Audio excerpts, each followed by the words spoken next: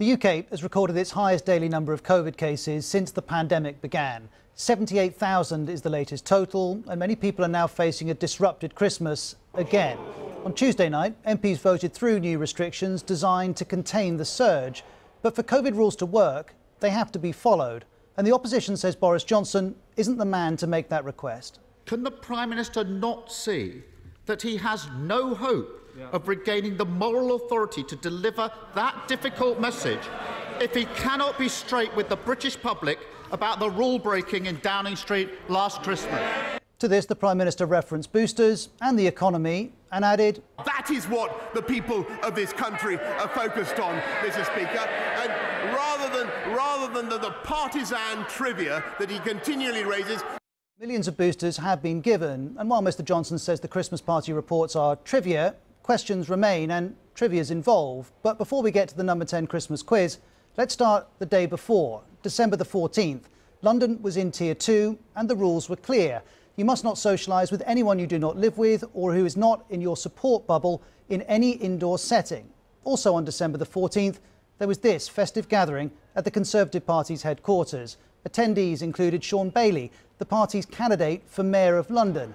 Now, this picture was obtained by Pippa Creer of The Mirror. Her report says some of the group are shown wearing paper hats, while one is sporting a House of Commons Christmas jumper. The Times had already covered this event, describing about 25 people gathered in the basement. Sean Bailey, we're told, received a Lego set as a Christmas present from a donor. Hours before this, it was announced London would move to Tier 3 because of spiralling case numbers. Well, Sean Bailey's now apologised. He's tweeted, "It was a serious error of judgment at a time when Londoners were making immense sacrifices to keep us all safe, and I regret it wholeheartedly." Mr Bailey's also resigned as chair of the London Assembly's Police and Crime Committee, and Transport Secretary Grant Shapps is unimpressed by the whole thing. Many of us were going to great lengths last year, including in, as I mentioned, in my family, where I thought I may never see my father again. It is unacceptable for people to be breaking the rules. Mr Shapps also said that this event at the Conservative Party's headquarters and attended by its candidate for mayor was not authorised by the Conservative Party. What was authorised was a Christmas quiz at number 10 the next day. The Times had reported it, then the Mirror obtained this picture of the Prime Minister as quizmaster. It reports a source said many staff huddled by computers, conferring on questions and knocking back fizz, wine and beer from a local Tesco Metro. One was wearing a Santa hat and the other draped in tinsel, the Mirror told us. And on Sunday, the Education Secretary was asked about this. There's no drink here, right? I don't think there's a rule against, recognising Christmas with tinsel or a hat. 10 to 15 minutes to thank his team that are working all hours on a virtual screen in a pub quiz. I think people can make their own mind up on that. Indeed they can. And Mr Zahawi is quite right. There was no rule against tinsel, so no questions on those grounds for this official in the picture. But this was December the 15th. Social mixing indoors was already restricted. The next day, the government would tighten the rules further.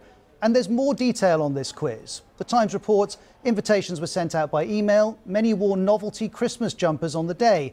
Sources told the Times that while some staff joined in remotely, many more participated inside the building, gathering around screens.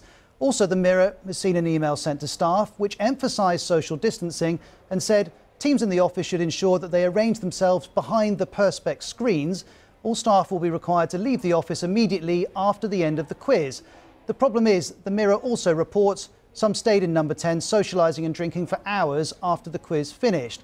Also, in a detail I didn't anticipate, the Mirror published the team names for the quiz. Among them were Professor Quiz Witty, We've Been Clear, Hands Face First Place and Next Slide Please, as well as Bucks Quiz, Beaver Fever, Rebels Without a Clause and Cheeses of Nazareth. So a lot of teams, some we're told from the Prime Minister's private office, the policy unit and the press office. And for the team coming last, the Mirror tells us the booby prize was a bottle of Sanctuary body wash. Now, the Prime Minister has repeatedly said rules were followed in number 10 last December. For example, this was 2 weeks ago. All guidance was followed completely during number 10. And then this is the Prime Minister on Monday. I can tell you once again that I certainly broke no rules. All that is being looked into. Now, as well as the quiz and the party at Conservative Party HQ, there's also the Christmas party on December the 18th in number 10, the one which started the whole story, the one which Downing Street says was not a party. There have been more details on this too. ITV reported Boris Johnson's senior aide gave awards at Downing Street Christmas party during lockdown. Now, the aide in question is Jack Doyle, Boris Johnson's press chief. He offered to quit. Boris Johnson declined to accept. And all of these details feed in to what we saw at Prime Minister's questions and this attack from Labour. For weeks now, he claims that no rules were broken. He claims he didn't know what was happening in his own house last Christmas. I don't believe him. His MPs don't believe him, and nor do the British public. To which Boris Johnson pointed to the action he's taken. Mr. Speaker, I've repeatedly answered that question before, and as he knows, a report is being delivered to me by the Cabinet Secretary into exactly what went on.